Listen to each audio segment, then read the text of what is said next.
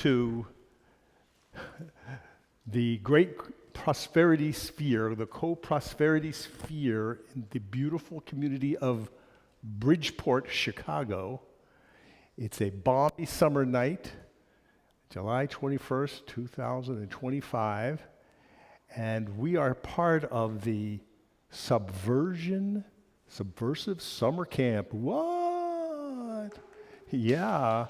So I guess consider yourselves summer campers tonight as we do some civic work together. This presentation is called The Artist as Leader, ? And I hope that by the time we're done, we're going to take that question mark away and have a pretty good conversation and exploration of how we as creative workers can play a part in fixing what's wrong with this country and with our community. We're going to start with some introductions. You can take a couple of minutes if you want. Say your name, where you're from, your artistic practice if you follow one, and what brought you here tonight. Okay? This way we'll get to start to know each other. And I'm just going to give you the mic right here. Is it on? Yep. Hi, everybody. I'm Mercedes Zapata. I am a Chicagoan, and I'm a photographer, and I photograph mostly marginalized people, artists, activists, organizers. And what brought me here is I saw the programming and really wanted to make it to at least one, and this one sounded great. Awesome. Thank you for coming. Thank you. Hi there. I'm Mo. I'm an animator, and I live in the neighborhood. So, yeah, I'm just trying to check out all these. Okay, What's going on. checking us out. Thank you. I'm Mandy. I am a UX designer, work in tech.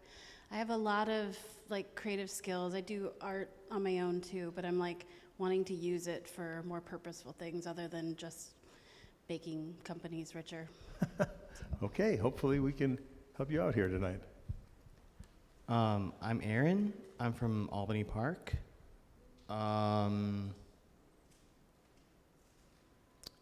Literally, Mandy brought me here. Okay. Under your suggestion, I'm working up to run for alderman of the 39th Ward. All right. Yeah. And Cool. I'm a guitarist, also sometimes violin, but mostly just music is a passion. So. Lovely. Thank you. I'm Jorge Duarte. We're neighbors. I'm born and raised in Albany Park. Nice. Of Colombian parents. I'm a social worker. I'm a classically trained percussionist. So yeah, music's definitely part of my being as well. Okay. Thank you all. All right, so we see we've got some skills in the room already, right? All right, I'll introduce myself. Tom Tresser. I'm a civic educator and public defender. And I've been doing civics for about 50 years, so maybe some of you weren't even around. Did my first voter registration campaign in 1971. I guess you could say I spent my adult life asking the question of how can we make democracy and doing social justice as fun as, say, Farmville, or playing, I don't know, Warcraft, Minecraft, or whatever craft. People spending 9 hours a day on their phones, people, okay? Maybe some of you in this room might be doing it. We got to get people off their phones, into the streets, into their neighbors' spaces, into spaces like this beautiful space here, right? Right in the heart of Bridgeport. We got to get more spaces like this activated across the country. We got to get the neighbors out to meet each other, and we got to get busy, okay? Democracy is a participatory sport. It is not something you stay in the house, in the chair, in the bed, on your phone. It's just not going to work. So this is an experiment. What we're doing tonight is yet another experiment in this long work in progress called How Do We Make Democracy Fun and more accessible for people who should be involved. Okay, who should be involved and who have a lot to offer. All right, so we did our intros. This is our agenda for the evening. We're going to move now to a overview or a rehash of something called Culture Wars. Then we're going to have a response and maybe make some art together. Then we're going to ask the question, are you a leader? And then we'll have some fun with that. Then we're going to have some person in this room be a volunteer, and we'll ask the question, are you a candidate? Then we'll create a campaign for that person right here and now, real time. Then we're going to have a rally. Well, we have 5 people. If anyone else joins us, they'll be part of your team to make a rally happen. And then we'll do a closeout and reflection. Okay? That's our evening together. All right. First of all, who has heard of the culture wars? When I say culture wars, it rings a bell. Okay. So, someone raised their hand. Any sort of kind of attack on human rights or just people being who they are and it being labeled by more conservative advocates as bad. Right. And then us being like, hey, can we please exist? That would be pretty cool. Okay. And then they scream no and then shoot us. It's a battle of popular opinion and Popular culture opinion. within the country and in the world. So we're constantly trying to put our views above the others. Okay. Cool. Hi, Tom. I think that a culture war is a manufactured campaign to create a big problem that anyone can have an opinion on, whether it be your aunt or your grandpa or you or your kid. And it's manufactured to be a distraction from actual political issues that genuinely affect human rights. Oh man, that's so much in there. Okay, we have many good takes on that. So to recap, what some of the participants are saying is, for one, it's a sort of an opinion-y thing, but it's also divisive. It's also a bit of a distraction, like it's not really what we should be grappling with when the earth is on fire, you know, that kind of thing. But it's also destructive in that people are being hurt. People are being attacked in a way. So it's not just maybe I'm saying like, I like vanilla and you like chocolate, you know, and we go our own ways. No, I'm going to hurt you. I'm going to try to put you down because you like chocolate and I like vanilla. However, when I'm talking about culture wars, I'm talking about something, a specific time period in America from the 1990s. All right, so here's this little video. This video is a clip from the Republican National Convention from 1992, and the speaker is Pat Buchanan, who was a journalist and a writer and a would-be presidential candidate. And what we stand for as Americans. There is a religious war going on in this country. It is a cultural war as critical to the kind of nation we shall be as the Cold War itself, for this war is for the soul of America. And in that struggle for the soul of America, Clinton and Clinton are on the other side, and George Bush is on our side. So the premise before us is, again, in high religious terms. This is for the soul of America, in Mr. Buchanan's words. And that as important, the outcome of this war is as important as the outcome of the Cold War, which was about communism versus capitalism, which of course America was fighting for decades. So the stakes are high in the opinion of the culture warriors. Okay.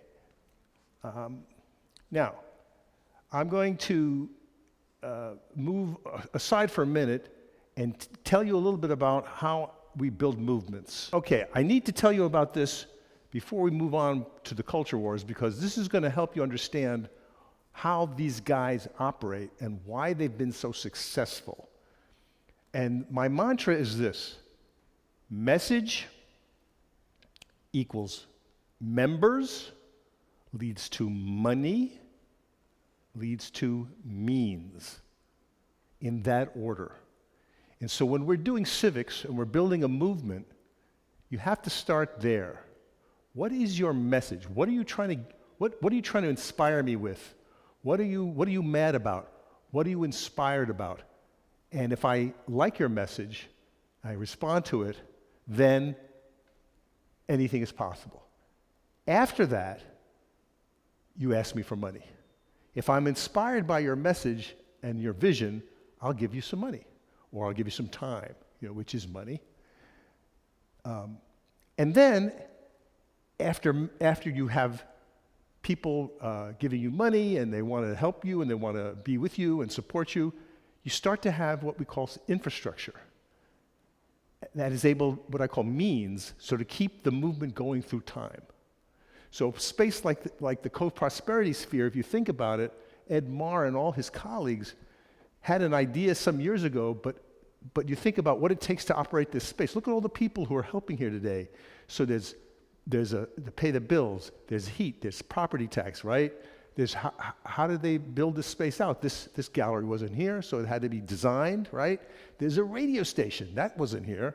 They had to build the radio station. They had to find people to operate the radio station, their bills to pay there, on and on and on. So if you look at the bottom line for the prosperity sphere, you're going to see that it operates with money. There's volunteers, there's staff, they have to do marketing. How did you even know to come here tonight? It's a lot, right? If you want the co-prosperity sphere to last past tonight, everyone has to pitch in something. So I encourage you to put $5 in the fishbowl on the way out, or to give them some love maybe online later. Otherwise, they won't be around anymore. That's how you build a movement. Okay, so in our case, we start with the message. The other thing that I want to point out to you is what we call the ladder of participation. Besides the mantra of message, members, money, and means, you want to bring people up this ladder of participation. You start out like, I don't know anything about the issue at hand. I inform you. You get a flyer. You come to a meeting. You get excited. Now you raise your hand and you want to help. Next thing you know, you're designing a flyer, or you're helping to plan the next meeting. You're moving up the ladder of participation from being a bystander or being passive to being in control and a creator at the top of the ladder. So if you think about other creative processes that you've been involved with, when you didn't know anything about the thing and you came to a meeting or you took a class or you went with a friend and you didn't know anything about that thing, whatever that thing was, whether it was an artistic practice or a civic issue, and you immersed yourself in it, and the next thing you know, you're creating stuff. You're the author, and now you're maybe teaching others. Maybe now you're running a workshop, right? So we, as creators, kind of understand that process. Like, I never heard of the software Audacity. Now I'm sitting there at the control board running this whole thing with the soundboard and mixing, and now I can teach a class on a tool called Audacity. And I think as artists, as creative people, that's a familiar plot for you. Like, I never knew about woodblock printing, but I took a class.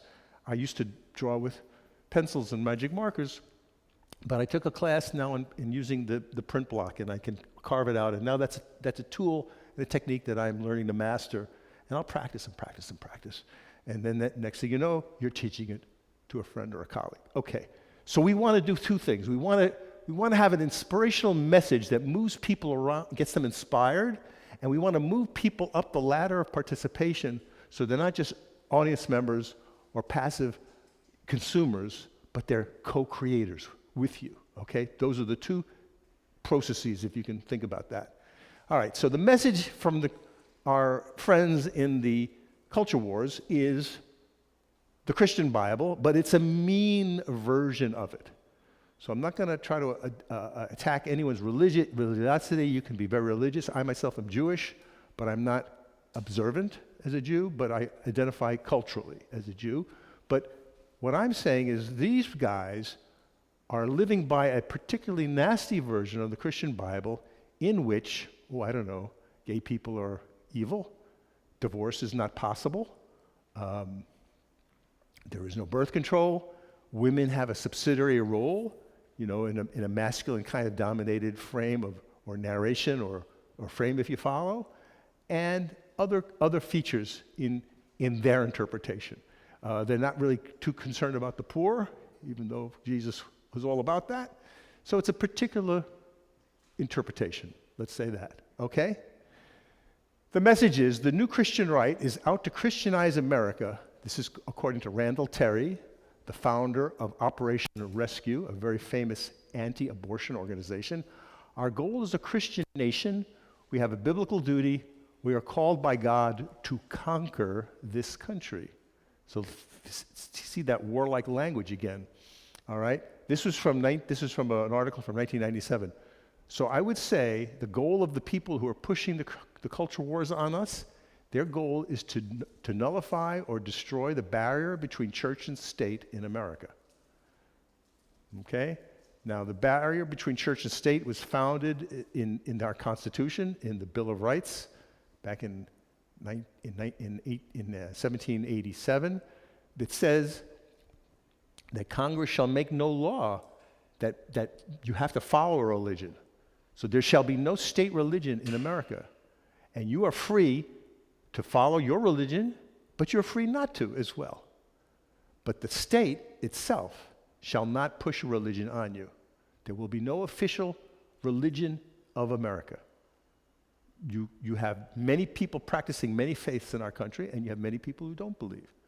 And that's what was set up to be. But these guys want to pulverize that barrier, okay? They want to make their view of religion the law of us, regardless of what you believe or not. One of the members that's driving this is something called the Christian Coalition that was founded by Reverend Pat Robertson in 1989. And they are hitting way above their weight. They have modest revenues, but in the 90s and early 2000s, they were a very, very big deal indeed. And they call themselves one of the largest conservative grassroots political organizations in America. And you can see here, Pat Robertson holding up the hand of Robert Dole from 1988 from their annual convention. Fast forward to 2016, there's Pat Robertson, a little older, with then candidate Donald Trump. So Donald Trump has made it his business to court this vote, this sector of America, the evangelical voter, the conservative Christian voter, by any means necessary. Pat Robertson himself wrote this book in 1991, The New World Order. He said, "We must rebuild the foundation of a free, sovereign America from the grassroots, precinct by precinct, city by city, state by state." So this is a guy who's using election language. This is political language, but it's for a religious outcome. He wants to take over America, just as Randall Terry said in that earlier quote, and make it a Christian nation, state by state. He's part of a larger set of organizations that all have the same goal. We have the Traditional Values Coalition with the Reverend Louis Sheldon. Their budget is about $9 million. You have Pat Robertson himself with the Christian Broadcasting Network of revenues of $250 million. You have the Family Research Council, that's Tony Perkins, revenues of about $11 million. Focus on the Family, and a major, major operation from Tupelo, Mississippi. That's Reverend James Dobson, $138 million.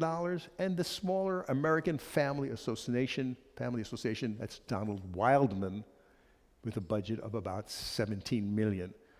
Okay, this is a big deal, kids. This is a big deal. These guys have staffs, they've got printing presses, they got radio stations, they have direct mail, they have robocalls, and they have PACs and everything else needed to prosecute their point of view of civics in America.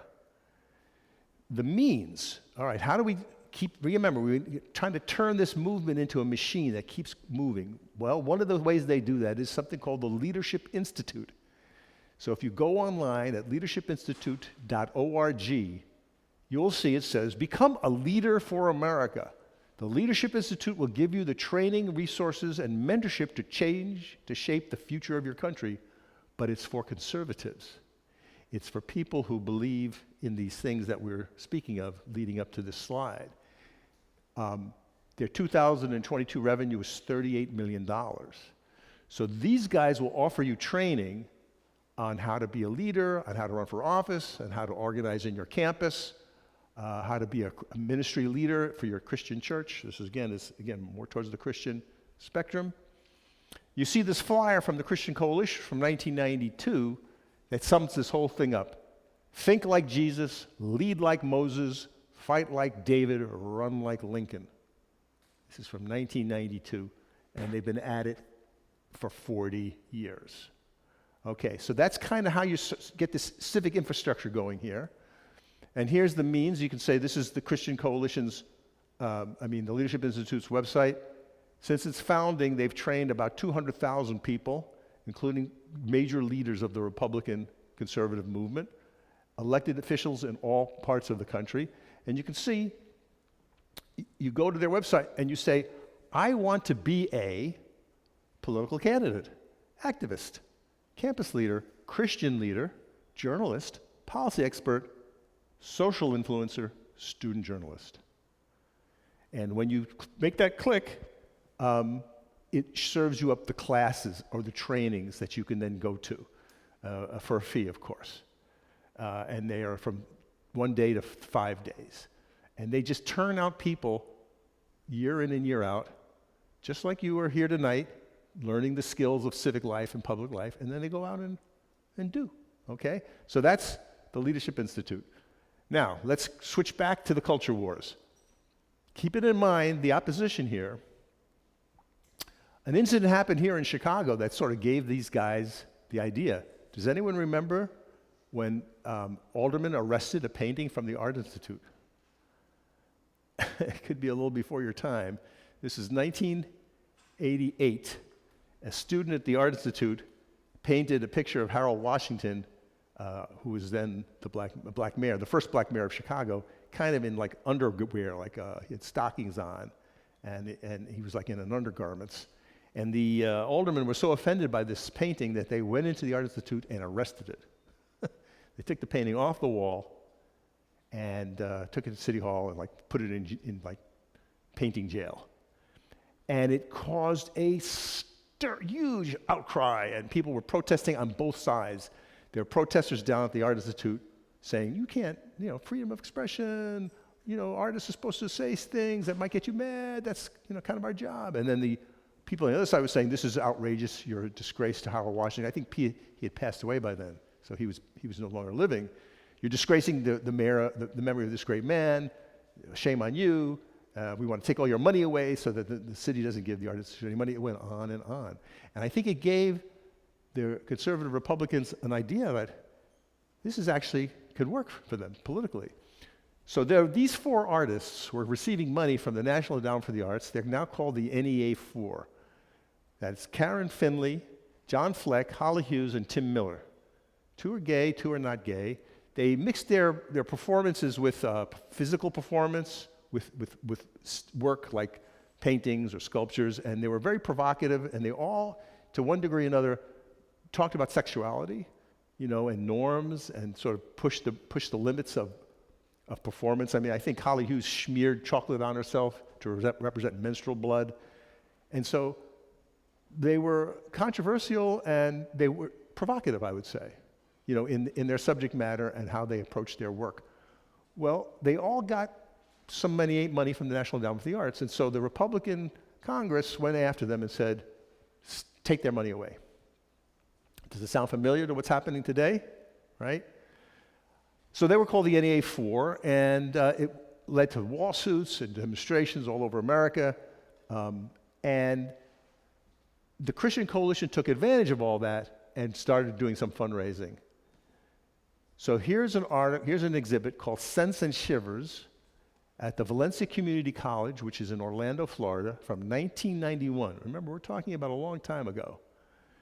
So you can see the exhibit. That's a little image. You can't quite make it out, but there's some religious iconography in there. There's also some images of the male figure.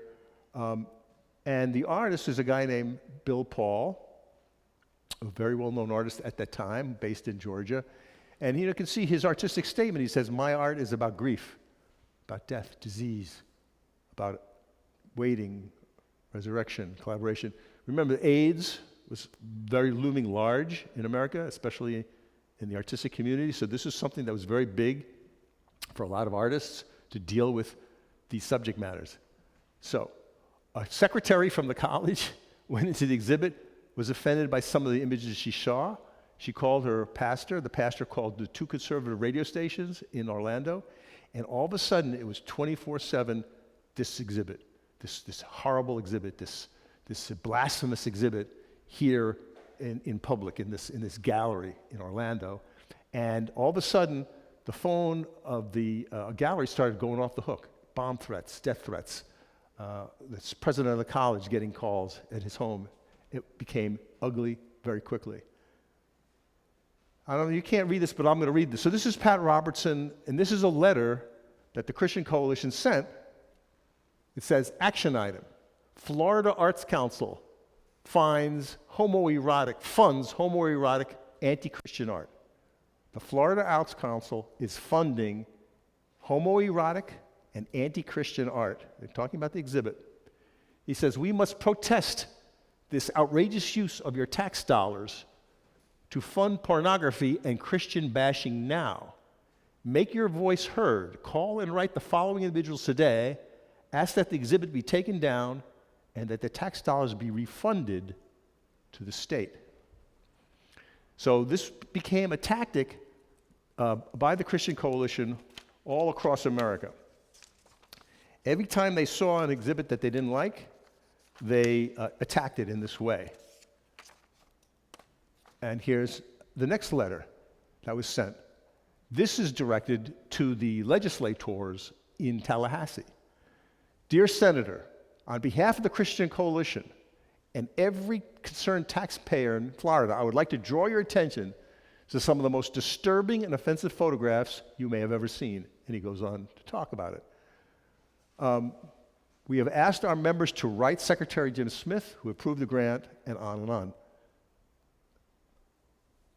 Floridians are hearing that there's not enough revenue to cover education, transportation, and other necessities, yet our government can find the money to pay for pictures of nude men with other men and a crucifix draped over model male genitalia. What are we teaching our children? Okay? And you are a parishioner, or you're someone who gets this letter, and you pass this letter on, and you're encouraged to write in the same manner to your senator or your congressman or your state rep, okay? And by the way, can you drop us some money when you're doing it? Remember, members and money. Message, members, and money. So now if I am induced enough and anxious enough and angry enough to sign this letter and send my copy on to my state rep, I'm going to send you some money. And it says my gift of $50 or my gift of $100. This is 1991. They're not asking for like $1. They want a big gift from the person reading this letter who's going to be part of this campaign. Yes, Ralph, I agree. We must not allow public funds to be spent for Christian bashing filth. Okay? That was their campaign on this one little exhibit at one little community college back in 1991. Now, they also did something called voter guides. Again, it's a little hard to see, so I'm going to have to walk you through this. So what is a voter guide? A voter guide is a publication that you would find, asking you or guiding you about candidates, and they typically they'll put two opposing candidates, one on the Republican side, one on the Democratic side, and ask them a bunch of questions or have a bunch of issues, and you're supposed to see how these candidates fell answering the questions or how they would respond, and then you, as the voter, would go, oh, I like candidate A or I like candidate B based on the responses. Now, these voting guides were placed in the order of service in Christian churches in northern Illinois around Rockford in 1991. So in other words, you as a parishioner go into your church and there's the Bible and you open the Bible and there's this pamphlet. also stuck under the windshields in your car, in the cars in the parking lot. So let's take a look at it. So the two candidates that I want to call your attention to are for United States House of Representatives District 16, which is the Rockford area. The incumbent was a man named John Cox, a Democrat. John Cox I would say would be what we would call a liberal Democrat. He had a good voting record on the environment, women's issues, right, the environment, labor, things of this nature. I'm not going to presume anybody's position in this room, but I'm going to presume you're pro-labor. I'm going to presume you're pro-environment. I'm going to presume you're pro-women's rights or pro-human rights, I guess. You know what I'm saying? And so was Mr. Cox. And so his votes responded in that way. Now, his opponent was a new guy named Don Manzullo. So, in this voting guide, the question is, or the category is, tax funds for obscene art. Do you support tax funds for obscene art? Yes or no? Well, Representative Cox gets an S for support. How did that happen? Did they ask him, Congressman, do you support tax funds for obscenity? Yes, I do. Proud to say it. No, of course not. They translated his yes vote for the National Endowment for the Arts into an S. Because he had voted to fund the National Endowment for the Arts, he was assigned a support. Yes, I support tax funds for obscenity. Here we have abortion on demand. How did John Cox get an S there? It's because he supported funding for Planned Parenthood. And the Christian Coalition turned that into a yes on I support abortion on demand. Do you support raising income taxes? He got a yes on that. The one that he got an opposed was, do you appoint choice in education or vouchers? He opposes. Because why? He supported the bill that funded the Department of Education. Okay, so, and candidate Manzullo opposes, and he supported vouchers. Okay, is that fair? I mean, could you say, is that truly representing the views of Congressman Cox? I'm not sure, but the way they twisted it, he looks bad to these parishioners. He lost his seat. He was defeated by Manzullo, and Don Manzullo was the congressman from Rockford for like 20 years. He was one of the most conservative congressmen in the country. So we're talking about up to, maybe just before President Barack Obama was elected president. So he stayed in office for a long, long time. He was very effective, all right? So we're seeing these guys don't fool around, okay? And this was done, this idea of voting guides was not just here in Illinois, but it was all across the country by the tens of thousands, if not hundreds of thousands. The Christian Coalition also has an annual conference, and there you see candidate George Bush, or Governor Bush, speaking to them in 1999. And then fast forward a couple of years, here's some conservative women in politics. They're present at the conference in 2002. All right, so what was the result of all this? Well, I would put it to you that part of the reason why we are where we are in America today is because of what these guys have done. So here's the front page of the New York Times from 1992. The headline reads, Christian conservatives counting hundreds of gains in local votes. That's a headline from 1992. Fast forward 30 years, 2022, the headline is, on the far right, devout efforts to get elected, Christian fringe pushes into the mainstream. It's just block and tackle politics, solely punching away, getting people elected to library boards, school boards, state reps, etc., city hall, blah, blah, blah. Then they move up the food chain to Congress, and of course, finally, to the United States presidency. That's all these guys have been about for over 30 years. So here's the percentage of adult voters who voted for Trump in the 2016 presidential election, and you can see the white vote, by race and religion. So this is the evangelical vote. So the white evangelical vote went for candidate Trump by a large margin. Okay, practicing Christians, again, by a large margin. And you can say, well, I don't know if that makes any sense. Is Donald Trump a devout Christian? No, he's a convicted rapist, a felon, an insurrectionist. But it doesn't seem to matter to the people who are loving on him. The results led to the insurrection in January of 2023, or 2025, I should say, and or 21 rather. This guy carrying the Confederate flag in the White House. And coming to the election that we just had, Christians comprised 72% of the electorate, and they gave Trump 56% of the vote. So that's how we got Trump a second time. Again, very successful playing to this core group of voters with the message that they want to hear. And the results would be the election of the president, a second time. Okay, so let's take about 5 minutes to do some creative work. If you would care to, I'm going to pass out some paper, and also there's some markers.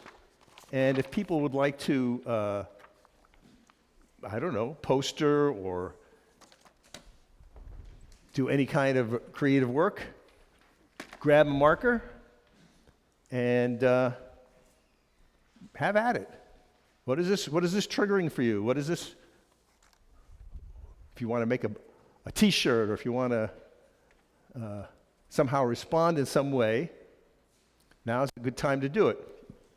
Here, show the camera, and explain what you're writing here. I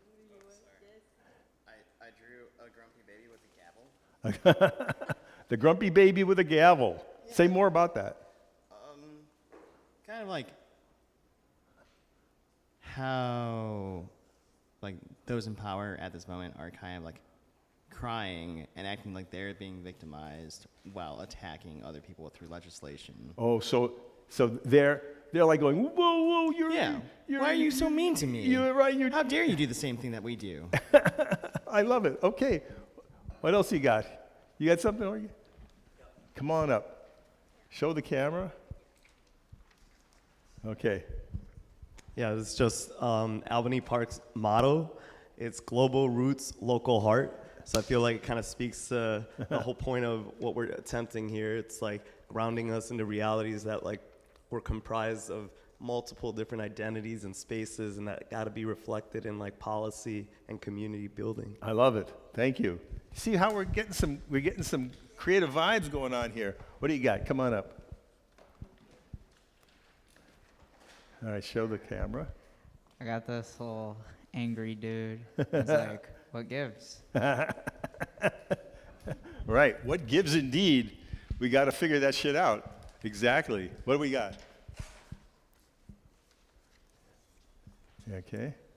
I was thinking about just this kind of shift to the right, and just kind of how things have, just being able to express yourself is now being called indoctrination. Oh man, yeah.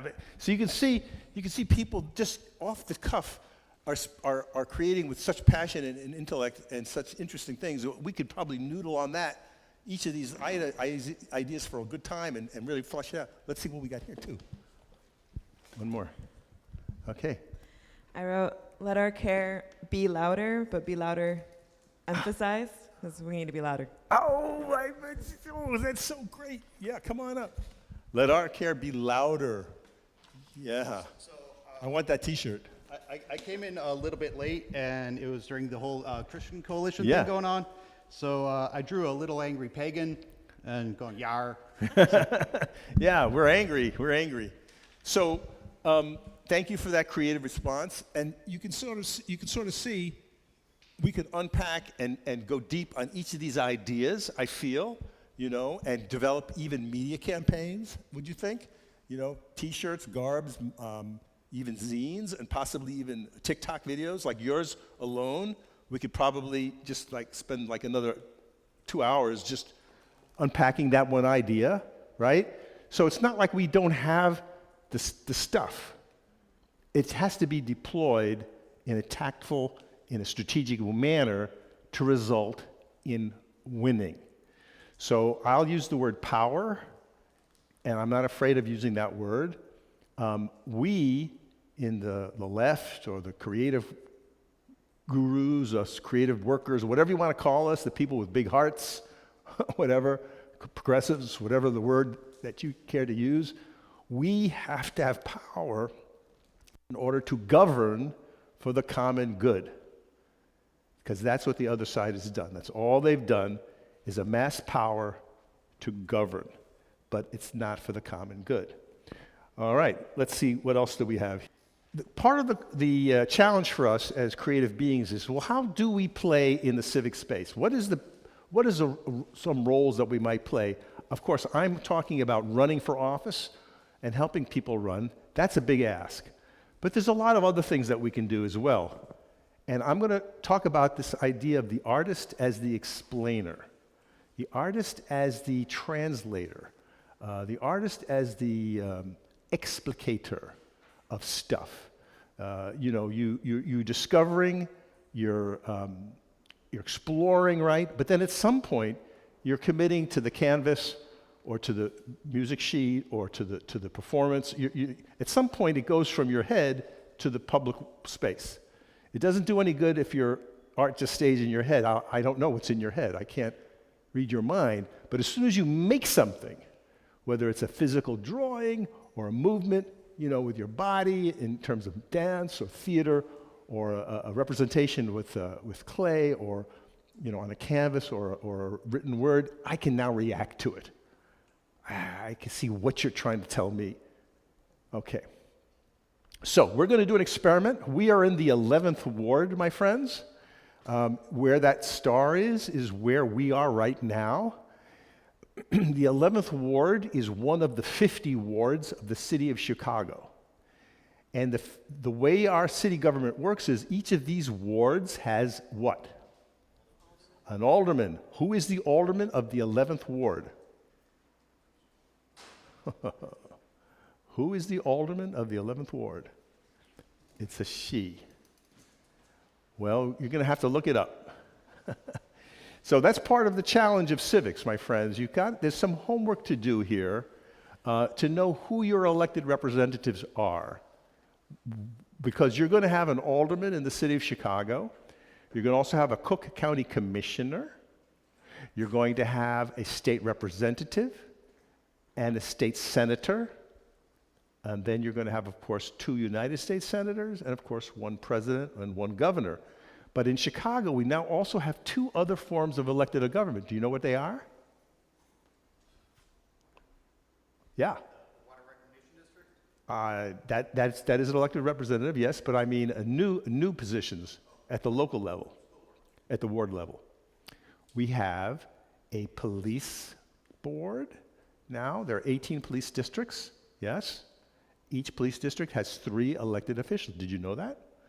Okay, well, if you're interested in policing, or if you think policing is a serious issue in your community, you can stand for office and be a civilian representative on your district's police board, and it has influence. It doesn't have oversight.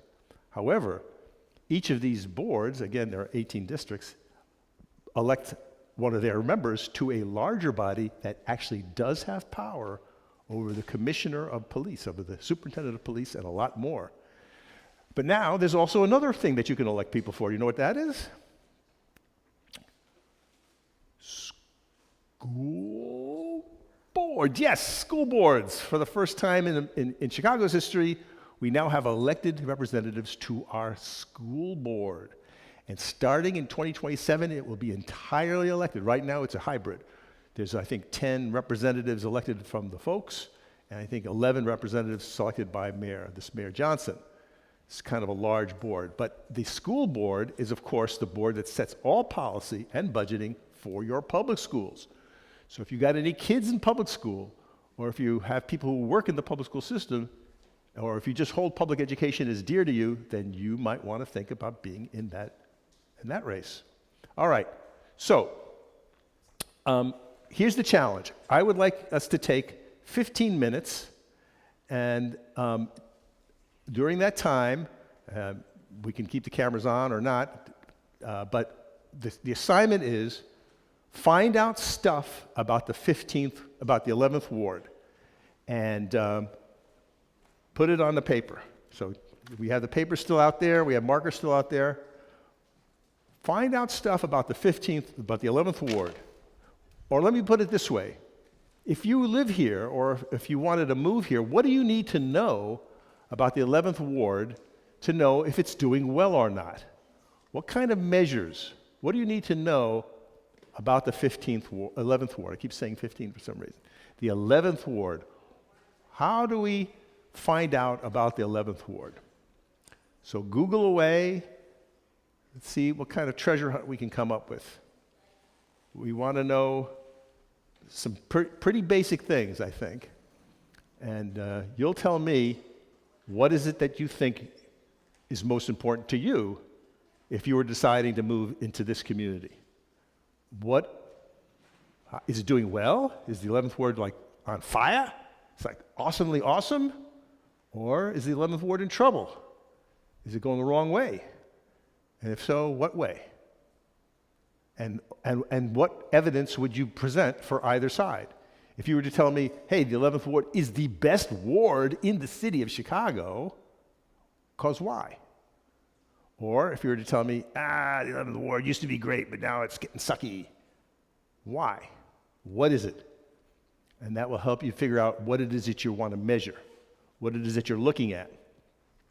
Found. Okay. So what was on your mind when you answering this question? I was thinking about how many schools and parks there were, and all I found was the age and race population demographics.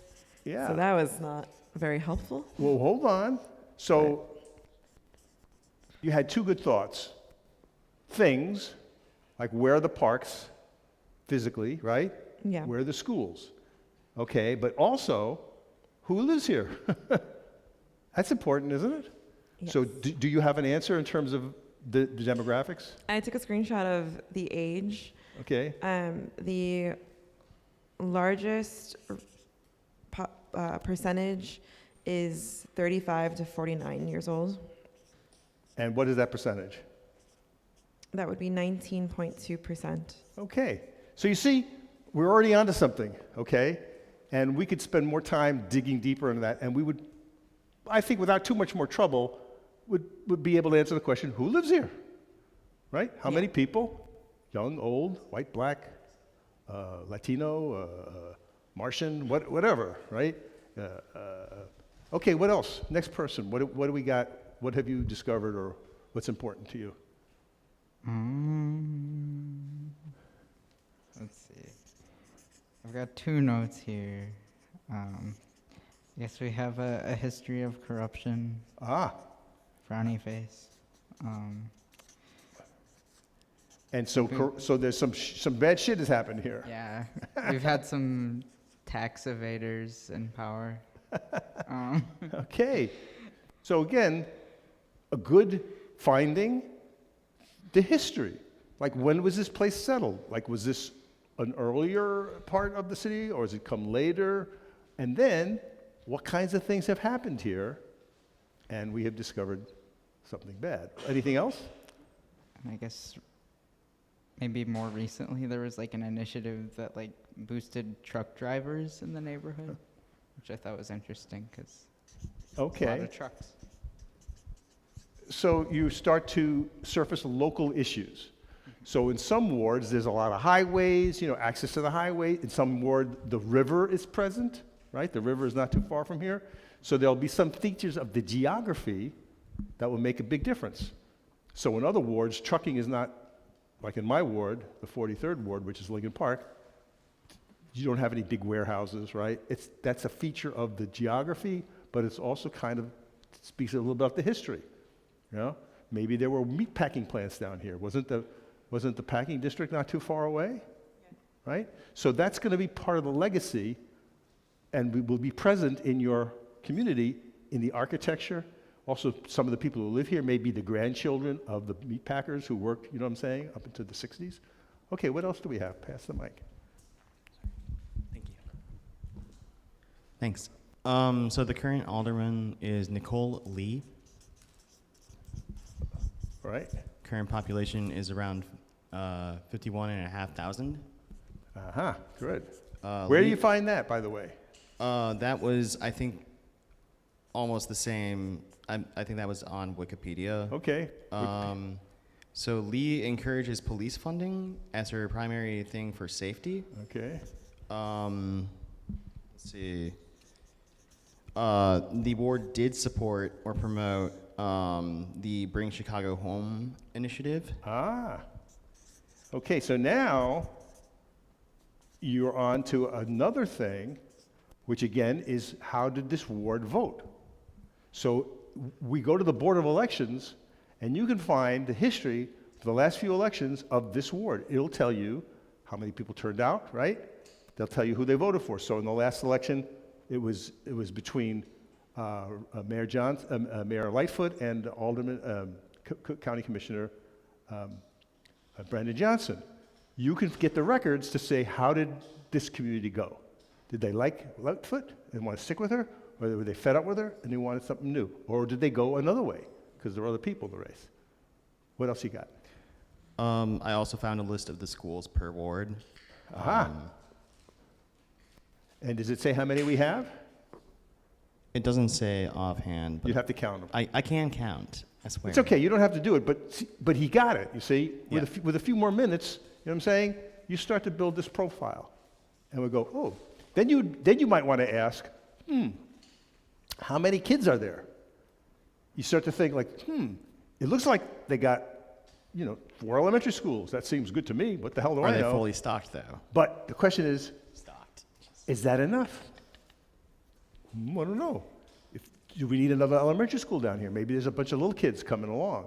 Maybe there's new people moving in from different countries, different occupations, different ethnicities. So the older population could be being replaced for some reason. Maybe there's a factory that opened up or something. You know what I'm saying? And you by studying these numbers, you go, oh, wait a minute. There's all of a sudden an influx of younger people from Latin America or something, and I don't know if our school can handle it. Or maybe it would say, maybe the schools and libraries need like a second language thing because they're not good with Spanish. So maybe you wouldn't know that unless you kind of did that homework. Cool? Okay, what else you got? Oh, I don't think I really have much else. Okay, Yeah. that's that. Cool, good work, pass it on. Yeah, it seems historically like the community doesn't feel represented. So like with the election or appointment of Nicole Lee from Lightfoot, seemingly what community was promised, like transparency, and there was like over 20 candidates that applied and more or less didn't really know how they got to that, the current representative. There's advocacy for asylum immigrant seekers, including like questionable ties with like a corporate entity from Governor Abbott who sent a lot of asylum seekers here. So we're hearing a little digging, in the newspapers, right? So you're reading some headlines, and we're saying, maybe this is some stuff going on here. We're not sure if we like this alderwoman. Yeah, a lot of climate activism too, with just air, water, soil. So concerns. now we're in a sort of related area of civics, and that is, what has she fought for? Do we like her or do we not like her? We like her in some things, we don't like her in other things. It requires a little homework. Well, how she she was appointed for sure, and then I believe she won election on her own right, so she was able to get reelected. But the voting turnout in Chicago is pathetic. It's 30% is a high turnout, so it's abominable. This ward might have a little better turnout, but not much better. So basically, 70% of Chicago voters stay home. So we really can't say, but for the people who show up, she pleased them and was reelected, or she was elected. Mm-hmm. But now the question remains, well, are we liking her now? Because now she's a year into her term, so that means we got to stay up, we got to follow her. Anything else? Affordable housing. On her issue list. No, so like I found this 11th Ward IPO website. How affordable is the housing here? Right, and like Yes. a need Very good. for- Very good. Right. So now we're into housing stock and related issues. So you will be able to find a website that will tell you what percentage of the people in this community are what they call rent burdened. So you are rent burdened if you're paying 30 to 40% of your out-of-pocket income on the rent or higher. So the question would be, do we have enough affordable housing in this community? Or is there a shortage and people are sort of between sixes and sevens? Are there homeless people in this community? I don't know. People who live here and work here would be able to answer, but what do the statistics say? Are people doubling up? So people are kind of like sleeping on their friends' couches and whatnot. Again, these sites will be able to help you understand how this ward is doing with response to housing. Is there enough of it? Is it being gentrified? I mean, that's a real issue, isn't it? So is it okay for a certain extent, but then all of a sudden over in this part of the community, it's all of a sudden hot, big new apartments being built, and it's pushing people out. Is that happening? These sites would help you as well as just walking around and looking. Okay, what else do we have here? Keeping the flow. Yeah, speaking of sites, I think that was something I was thinking of initially, like, put in the search term and looking at the results, like what sources, I've got this time limit. How do I get information fast? And Yes. so I know I can go to the Chicago elections thing, but I actually saw a Chicago Tribune article and figured, okay, there's going to be some filtering of information. So it's from 2023. A lot of the same things people have said, the Home to Mayors Daily, about the alderman. It talked about the close race with the aldermanly. I learned that there's a majority Asian population and that voters care a lot about crime and safety. And then from there, I started digging into supporting that with some Wikipedia facts, which people have already stated a lot of these. Something that I found interesting also, I was looking at a map and I was thinking about transit and the interstate running through it. And I found another site that gave this area a transit score of a C grade. And I thought that was kind of interesting too. Okay. So we have access. Yeah. Yep. So that's a website that would tell you how convenient or easy it is for an individual to get somewhere. Mm-hmm. Like, is there the L stop here? Are the bus lines plentiful and reliable? Yep. Yeah, so that's great. So again, that kind of research, if you find whoa, they're rating this ward poorly, why? Because, and then they'll explain, because you have to walk 30 minutes to the nearest L line, or the bus routes is one here and then one all the way over here, but there's nothing in the middle. And it would explain that, and that would give you more ideas for policy or remedies. Yep. The site was activetrans. The Active Transportation Alliance. Yeah, they've been around for a long time. They do good work. So you've discovered another gem that could lead to you decide, I don't want to move here because there's no L stop. And I don't want to drive. I can't afford a car. I must rely on public. So I'm going to go to a ward that gets an A+. And you can decide, no, I'm going to stick it out. I like Bridgeport, but I'm going to advocate for a new bus route.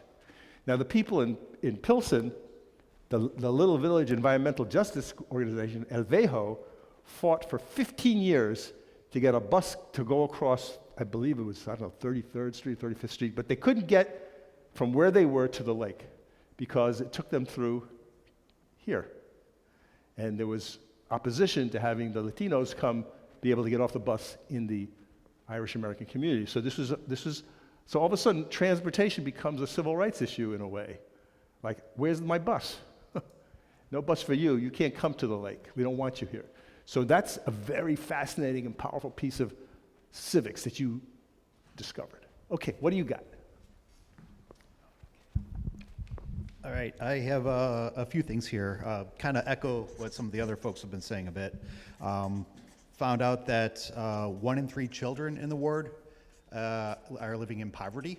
That number just kind of blew my mind. I didn't think it was that high. And then another item I was looking up was housing affordability, and housing prices in Bridgeport have increased by 239% since 2000. Whoa. 2000.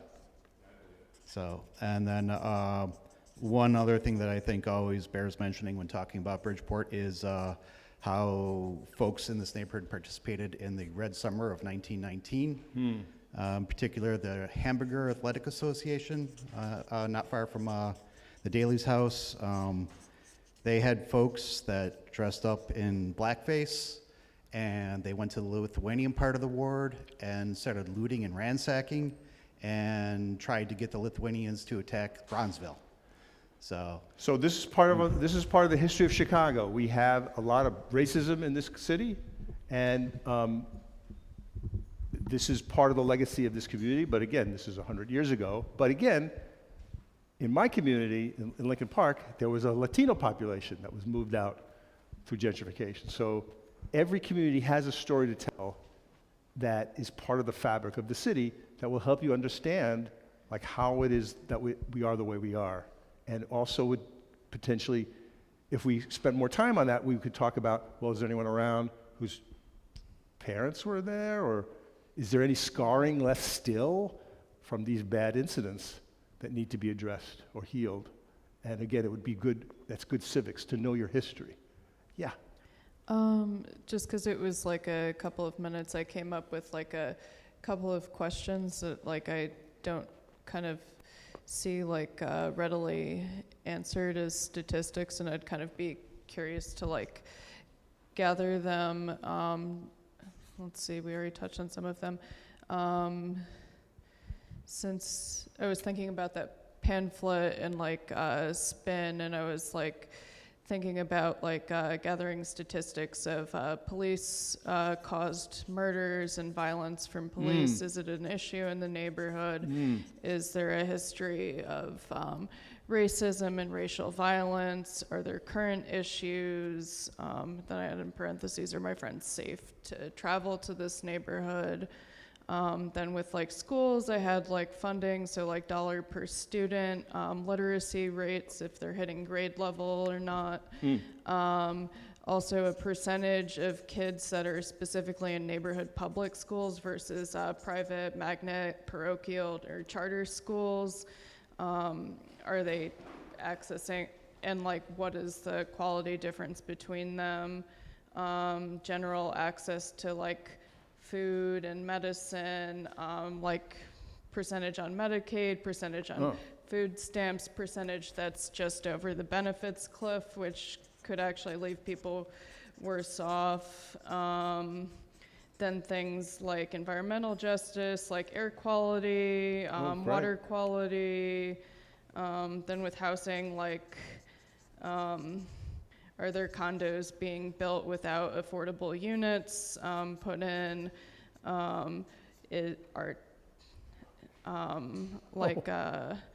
Taxes for homeowners going through the roof or something? The percentage of corporate landlords versus mom and pop, et cetera. Like, are people living in their houses or not? Or are they like making money off of houses? Yeah. Amazing. All those questions are all relevant, and there are answers to them. But just to highlight a few of what stood out for me is the police incidents. So there's a database where you can go online and find out incidents of police complaints, on a heat map, and then you can click on the map and find out what's going on. Oh, hey, we got another guy in the back. Go ahead. So I'm sorry I missed the original prompt for the session, but when I think about the 11th Ward, I think about it as my time here in the recent decades, and I think I always was joking about Bridgeport being the community of the future. And back in 2005, I said, Bridgeport is the community of the future if the future is the apocalypse. Because Bridgeport back then was one of the most lily-white racist enclaves here in the near South Side. And of course, everyone knows the stories of how wasn't very welcome to certain immigrant communities or ethnicities. But since I've been here, and since the developments that you've uncovered here with the doubling of housing prices, for example, the introduction of some better mass transportation, but the fact that Bridgeport is close to the loop, is by 2 highways, is by the river, does actually have 2 train lines, has made it a place where people have moved to. And in fact, I think of Bridgeport as one of the first neighborhoods or wards that I know of that has endured the beigeification process, where people of color, mostly from Latin America and from Asia, have transformed the ethnic makeup of this neighborhood from being the aforementioned lily white racist enclave to being one of the most ethnically diverse neighborhoods in Chicago. Of course, a lot of things you've mentioned here I agree with. Housing has gotten out of control, but it's got out of control over the majority of Chicago. The entire, like 30 years ago, you would never think that everything west of 90 would become so expensive and so gentrified and out of control. So although there is like a reduction of our population over those decades, there's been an increase in, of course, development, gentrification, and making this a less affordable city to live in some neighborhoods.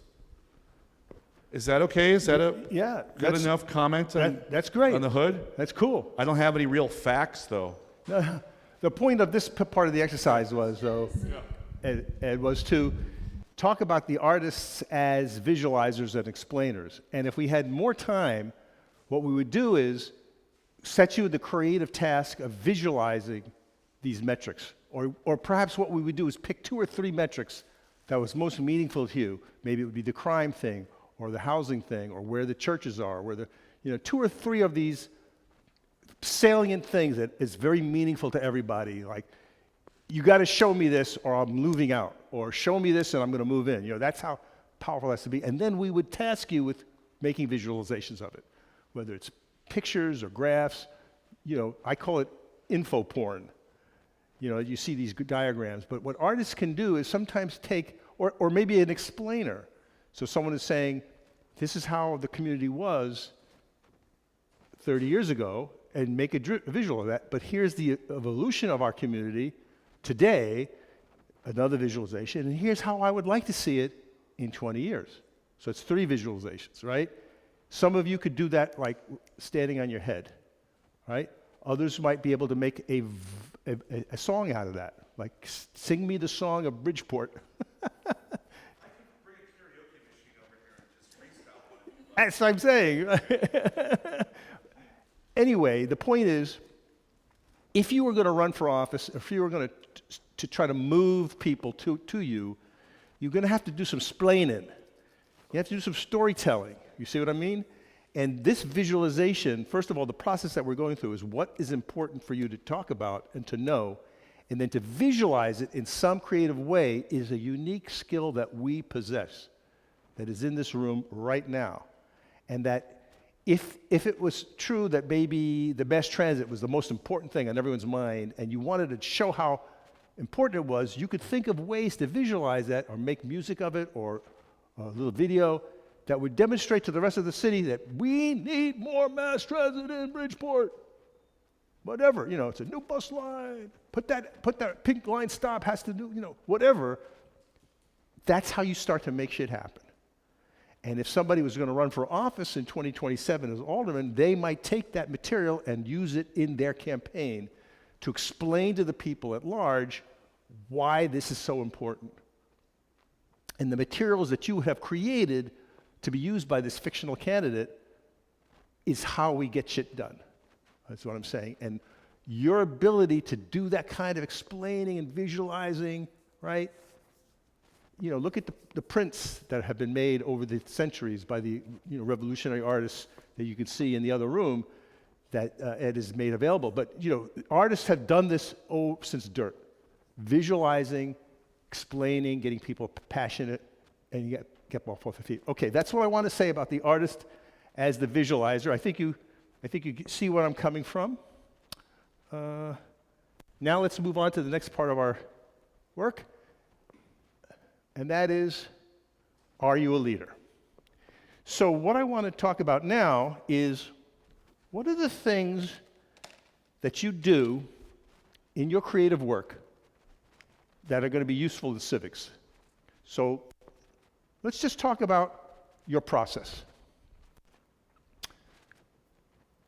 How do you start with your work? What do you do? What happens?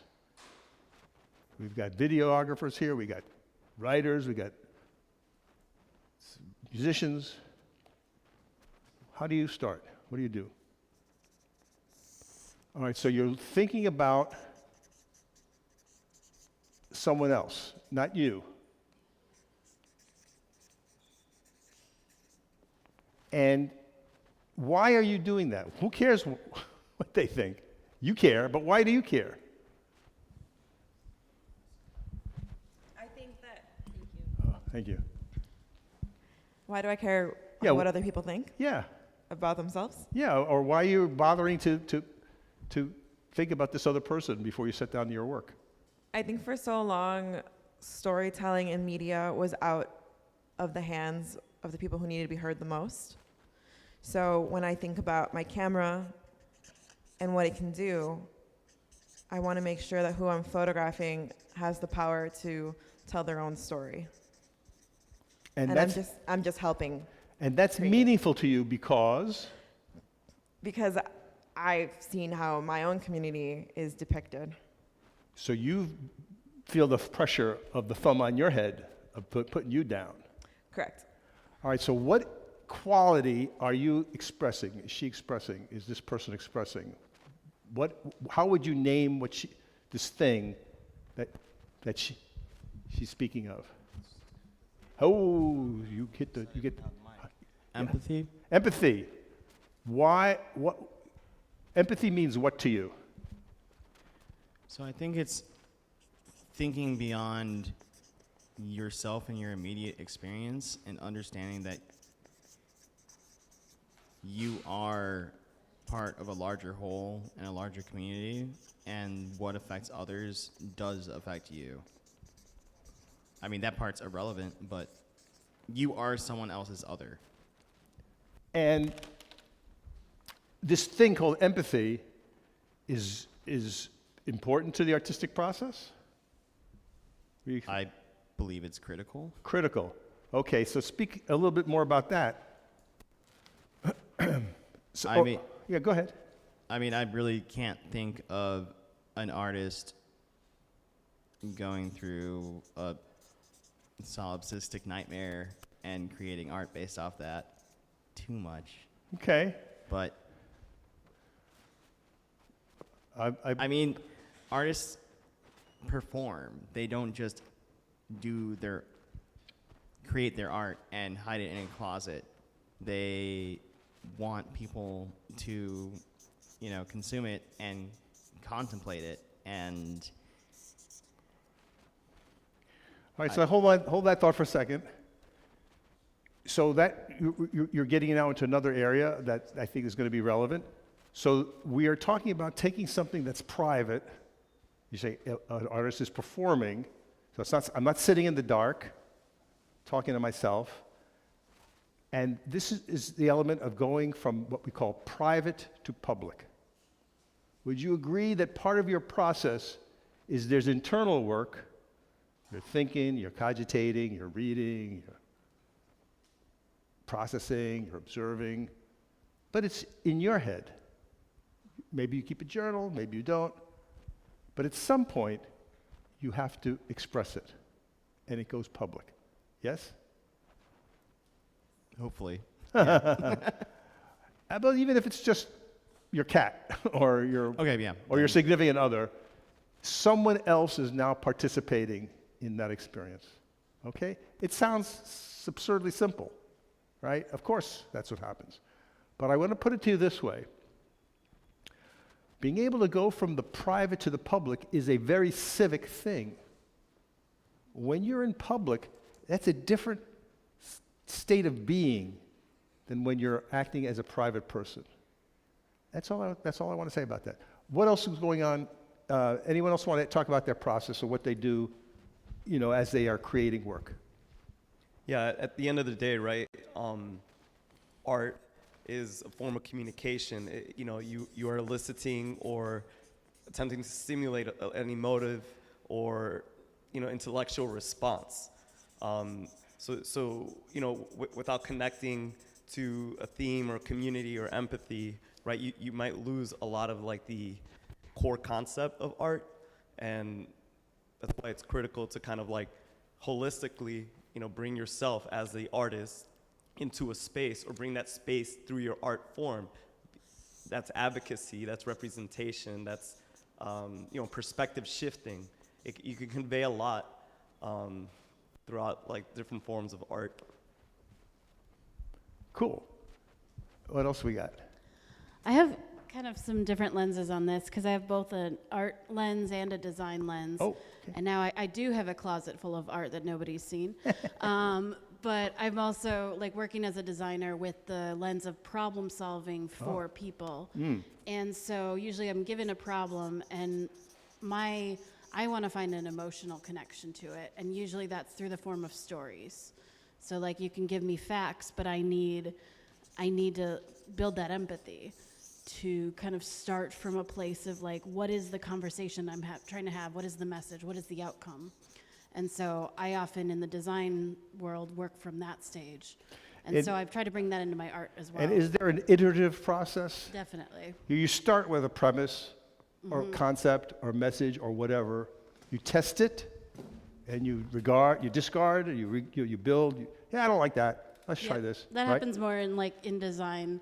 And I think with art, I think I would probably do that like more internally, Yeah. But the iterative process is, again, it's like we try something, I discard it, and it could be very fast. You could be sketching for an hour or a half an hour, and you might have done 50 things. It moves so fast. But the idea of iteration, building, discarding, is also something pretty interesting for civics. If you keep your mind open to trying things, small, and see how they go, that might be a civic practice taken from the arts. Like, we won't build a 50-story building, decide to tear it down. No, let's do something small in our civic world. Try it, sample it, and see if is a parallel, in this practice of what we call iteration, or we call fail early but fail cheaply. In human-centered design, that is a practice. Or rapid prototyping. Exactly. Yeah, that's the world I'm in my day job. Right. And I think there's a lot that translates to civics there too, because thankfully, like with software, we have that ability to kind of rapidly do that. But I think that there's a lot of things that can be used in a civic context. And now that brings up something else, and that is the use of resources. So would you agree that in the arts and creative world, we take $1 and make it work like $50? We agree? We take a pile of crap from the trash can and all of a sudden it's a sculpture. What? How'd you do that? The guys passing by that crap thought it was crap, but you turned it into a sculpture or a robot. You took stuff that was discarded and you made something out of it. You're able to stretch the dollar and be very resourceful with your problem solving. And isn't that something that we could use in civics, right? But when I am trying to do anything creative or just in a creative mood, I more or less just try to stop overthinking and be in the moment. So think less about it and just start, either doodling or writing or jamming on an instrument. Just let it flow. So. Okay, hold on. Jamming. All right, so that's a practice, right? You're just kind of like, I'm not sure where this is going to go. So you're open. Yes, being open. What about the risk factor? Like, what if I fail? You just muscle it on. Now, that deserves a few words. The ability to try something, regardless of how it may look or that it's new. Like, dude, we never do that around here. How often do we hear that in civics? We just don't do that here. But the artists, that's how they live. It's almost like, I'm almost like doubly challenged just because you said that. I'm going to make it work. I'm going to find a way to blend gospel, hip hop, and Christian music or country music. It's never been done before. No one's going to listen to that, Tom, until, you have Beyonce doing the #1 country western song in the world. Who's she? That's not supposed to be her thing. What's she? You know what I'm saying? So fashion designers are always doing that, mixing looks that aren't supposed to go together, and then then the next runway look or the next thing that everybody has to have. So what you're saying about jamming is deep, and we need more civic jamming, I would tell you. Yes? So the first thing I'm struck with is just the question, are you a leader? And my immediate answer is no, I am a cave troll. But there are like some kinds of artists and art workers that their labor would predispose them to a civics practice, like someone working as a conductor or a curator has like logistics abilities that will far exceed to herd like artists into doing something on time and at the appropriate moment. Probably is harder than dealing with the government.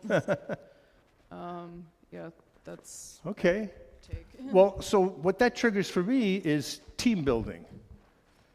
So if you has anyone here ever directed a play? Anybody directed a play?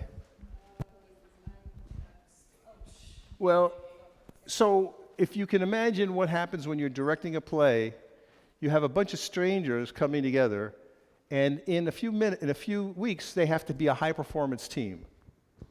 So I don't know you, you don't know me, but there's a director, there's a script, and there are conventions that we have to follow because in 3 weeks, 4 weeks, 5 weeks' time, we got to be in front of an audience, and we just can't be running all over the place.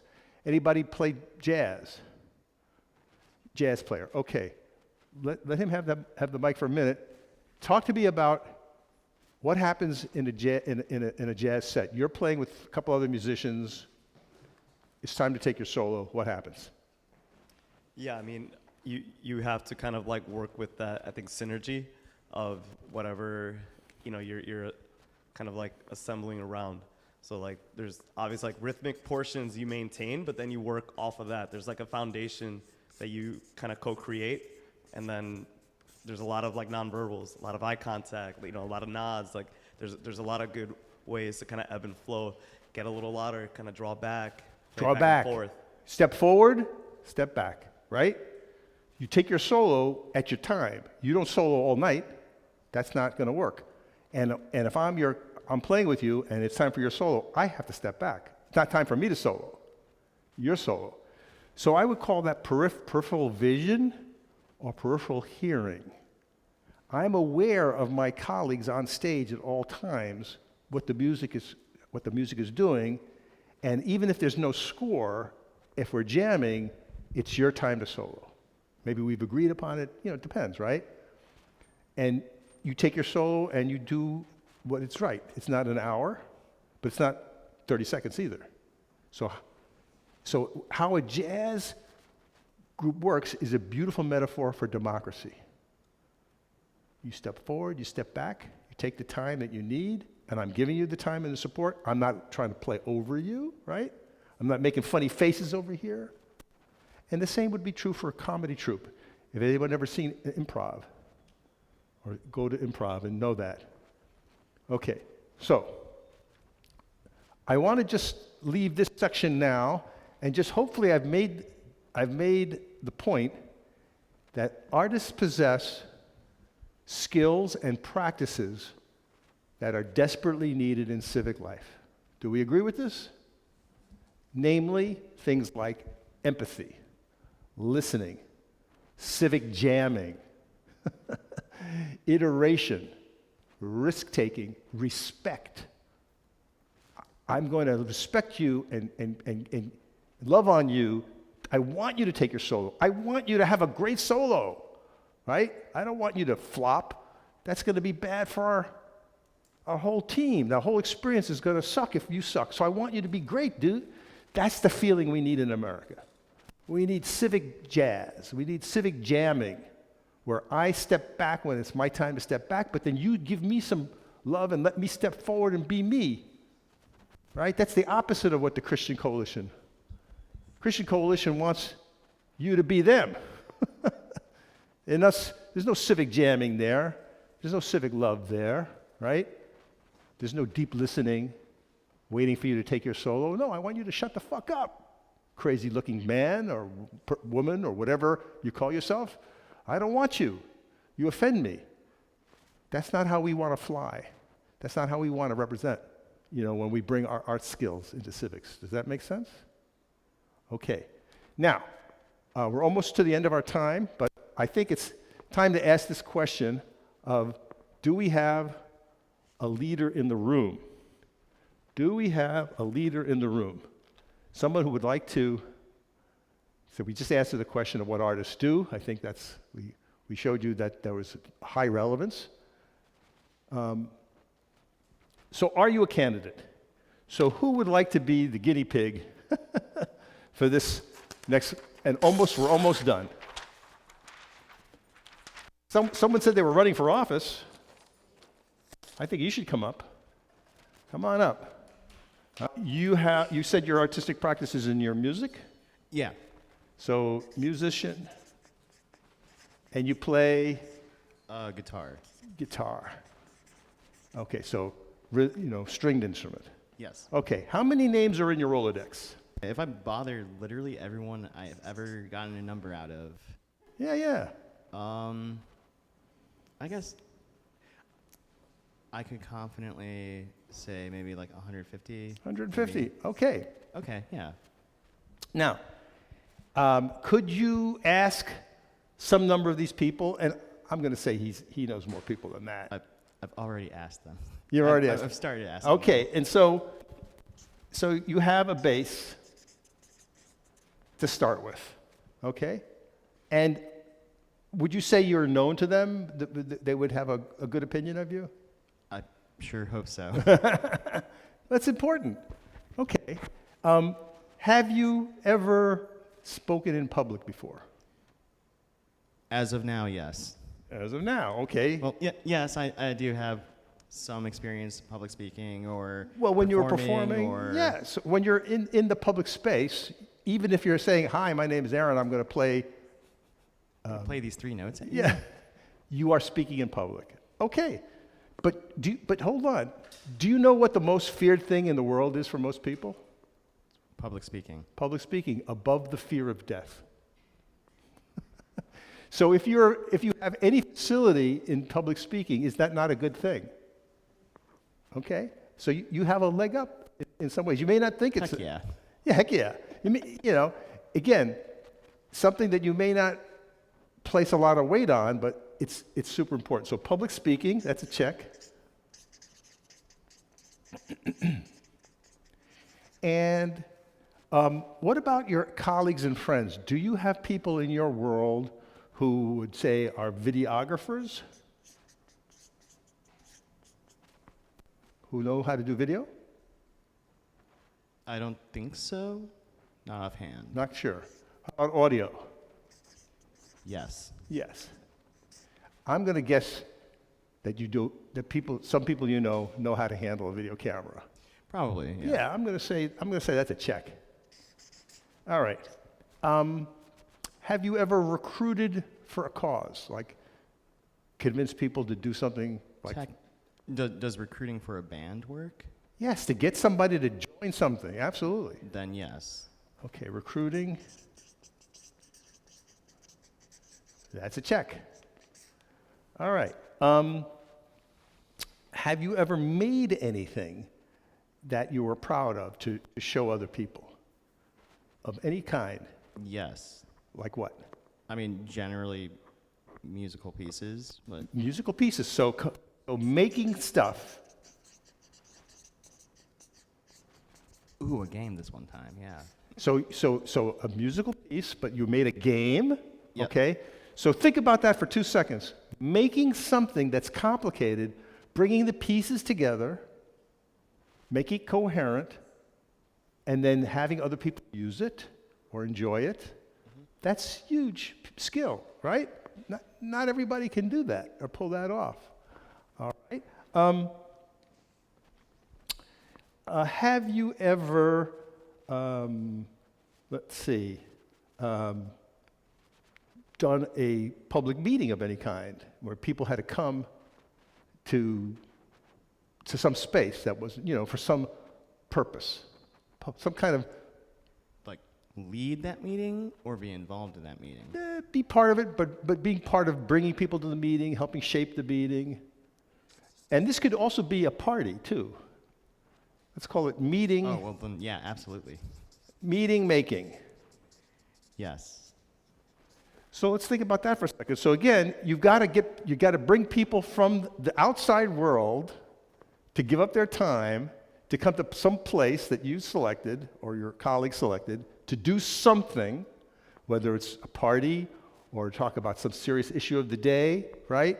Or there's a vacant lot, we have to clean it up. Whatever it was, you did that. Yeah. Okay.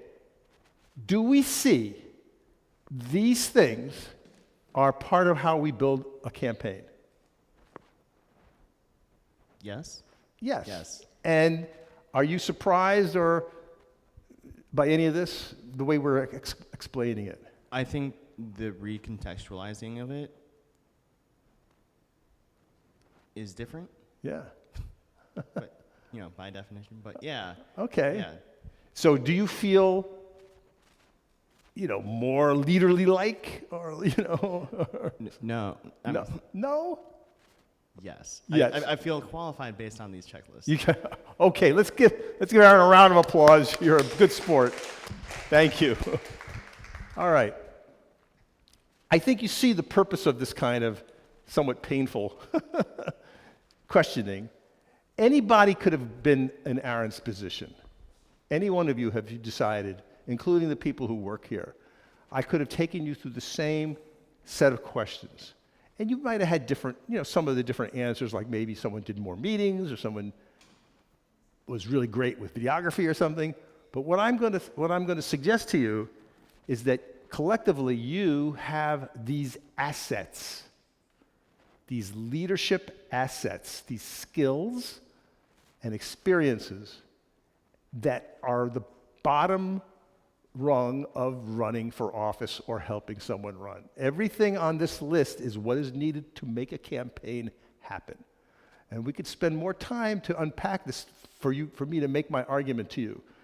If you're coming up with a campaign slogan, a campaign logo, a position paper, I have to speak in front of an audience. So I need notes, and I have only 20 minutes to do it. I just got the call. They're sending me to the PTA. You won't be nervous under fire.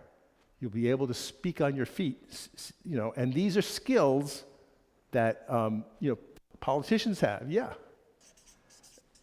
A wonderful question. For the microphone, how do you afford to be a politician?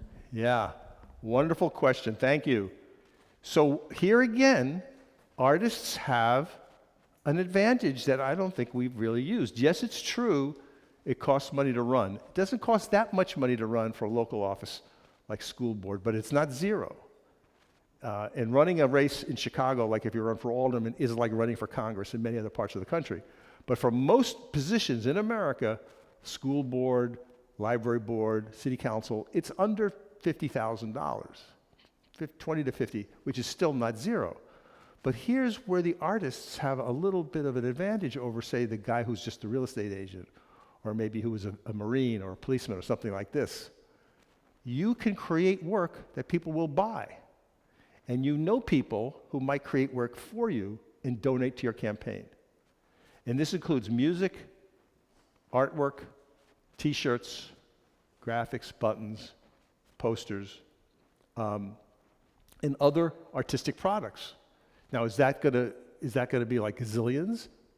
But no, but it is a source of revenue that is untapped. And you know, if you think about campaigns that you supported, you'll know that there were T-shirts and logos and things that were created by graphic artists, and they were contributed to the campaign. So it's not a 100% answer to your question, but it's. Could you still hold your full-time job that pays your rent, or are you like, how do you like afford to take this civic position? Yes, another great question. This is unexplored territory for most of us in the arts and sciences. Can you be a school teacher and a city councilwoman at the same time? I think you can be, but it's a challenge. Can you be an artist who's doing performance work and still be on the police board? I think you can. It's a challenge. We have yet to create the infrastructure that the other side has. The other side has very nice answers to these questions. Like, for example, you can be a lawyer and be parked in a prestigious law firm downtown while you're exploring your politics and being paid as a lawyer in this law firm. We don't have that. So our side is a little deficient in that way. And my challenge to the foundations and the larger world of funders and the people with deep pockets is to help come up with an answer to that question, because that is for real. One idea off the top of my head is to create fellowships, 100,000 fellowships of $50,000 a year for 2 years for creative individuals who decide to go into public life. And you could say it's for writing your book, you know, but it's really just to support you so you can pursue this creative work. That's perfectly legal, and it just requires someone with $100 million who just says, Tom, I got it, you know, let's get 100,000 people. So 100,000 people times $100,000, whatever that number is, $10 million, that's chicken feed. But our sector has the creative thoughts. We need to match it with the creative execution. But that is a great question. And I challenge anybody who ever listens to this video or who is listening to us out in TV land, if you're a foundation funder, I'm talking to you, you know, rich person, put $1 million into the pot to get 10,000 of these people who are in this room the means so they can actually think about this work, because we need them. We need you to stand up, put down your paintbrush and pick up the gavel. Or maybe you both. You got the gavel in one hand and the paintbrush in the other hand, whatever, you know what I mean? But it shouldn't be like you're giving up your life. It shouldn't be that hard, you see. The other side has figured this shit out, my friends, and we're a little short in doing so. Well, listen, I think we're almost at our time. Yes, we are. So, what do you think? How did this land with you? Questions or comments in the last few minutes of our workshop together? Go ahead. Thank you. Yeah, I definitely feel more confident, like as a result of this space. Excited because I just got to figure out what space to explore, where I make like more of a tangible opportunity and option for like constituents. So like definitely like feeling empowered, and like I think it's rare that we have these spaces to just kind of like brainstorm and think, come together, because a lot of the things you're talking about the other side, those are barriers. Those are oppressive like barriers that like aren't necessarily easily, within our current scope and like our tools or lack of resources that we have for us to tangibly like, work through. So now I think like we're all kind of seeing, like just conceptualizing just our inert talent and skills and community and just leveraging that. I think that's the whole point. So that's definitely something top of mind. Okay, I love it. Thank you.